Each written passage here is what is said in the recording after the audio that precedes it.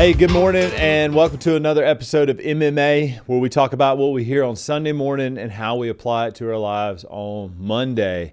So yesterday was the last message in our Hard to Good series, and Pastor Steve talked about change. And I know change is one of those things that is very intimidating for people, very difficult for people, and very scary, but it doesn't have to be.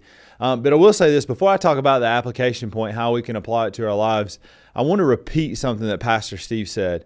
It was one of his first points as he was closing out the sermon, and he said, if you're in the middle of a mess like this, just remember it's going to be okay, that God is with you. And man, just remember that He is right there. He will never leave you or forsake you. So I just wanted to remind you, because not all change is difficult, but when it is and when it's hard, just remember you're going to be okay, that God is with you.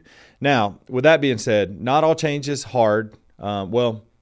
Maybe change is always hard for some people, but change is not always just devastating and disastrous and all that. A lot of times when we think about the difficulty of change, we think about dealing with death or a loss or just something catastrophic, if that's a big word for me on a Monday morning. But so usually we think about something that is negative, but change isn't negative just because it's hard. Change is sometimes a really good thing. Now, I'll be honest with you, I love change. I just think change is the greatest because I have ADD and I get super bored.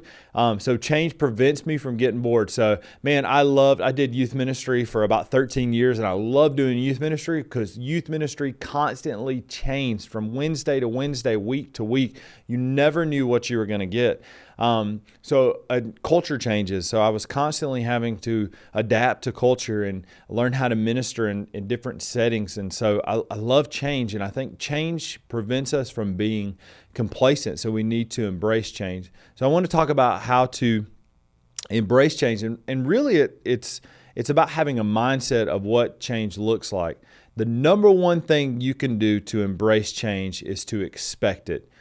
Steve said this yesterday. He said that either you are in a season of change or a season of change is coming. Don't get used to where you are right now because it's about to be different. Like change is right around the corner. So you need to expect change. I think what gets us sometimes, what makes it so difficult for us to embrace change is because it sideswipes us. We think that things are going to constantly stay the way they are. Right? Especially when we get to that season that we like the way things are going. We're like, man, it's just going to stay exactly like this. And then change just comes out of nowhere and it sideswipes us. And I think that's why we struggle to embrace change. I have learned that if I expect change, I'll be ready for it when it comes. The other thing is to look for God in the middle of the change. I'm learning this right now. My family's going through a change. I'll just be super honest and transparent with you. I think that everybody watching this is whatever, your family, friends. I love you. And I'll just be honest with you. We're going through some financial change in our life where our finances are different than what they used to be. And I'm not talking about in a good way. You know, they're lesser than they used to be. And I'm not complaining about that or anything. But when that happened, we had to take a step back and look for God. It's crazy because it's one of those things where I wasn't looking for that kind of change. I didn't think that was going to happen. But when it did, prayerfully, we just took a step back and said, God, what are you doing? Where are you in the middle of this? And it gave me a whole new perspective.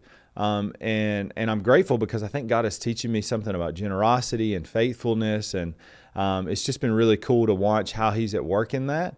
But I think I had two ways to respond to that, either out of anger or worry or frustration or excitement and anticipation and just looking and seeing what God's going to do. So I don't know what kind of change you're going through or you're going to go through, but I would just say be prepared to look and see where God is at work because God does something new for a reason. I'm going to close with this one verse. And before I read the verse, I'm going to read the verses leading up to it. So a lot of people know the verse in Isaiah 43:19, for he says, I'm about to do something new. But before that, he reminds the people of what he's done. He says, I'm the Lord who opened up a way through the waters, making a dry path through the sea. I called forth the mighty army of Egypt with all its chariots and horses. I drew them beneath the waves, and they drowned. Their lives snuffed out like a smoldering candle wick. He says, remember, I'm the one that parted the seas so that the Israelites could go through it. And then I'm the one that closed the seas around the Egyptian. But then he says this in verse 18. He says, but forget all that. It is nothing compared to what I am going to do. Now he's saying this to the Israelites who knew this story. We know this story of God parting the waters. And he says, forget about that. This is nothing compared to what I'm about to do in your life. And then he says, for I'm about to do something new. See, I have already begun. Do you not see it? I will make a pathway through the wilderness.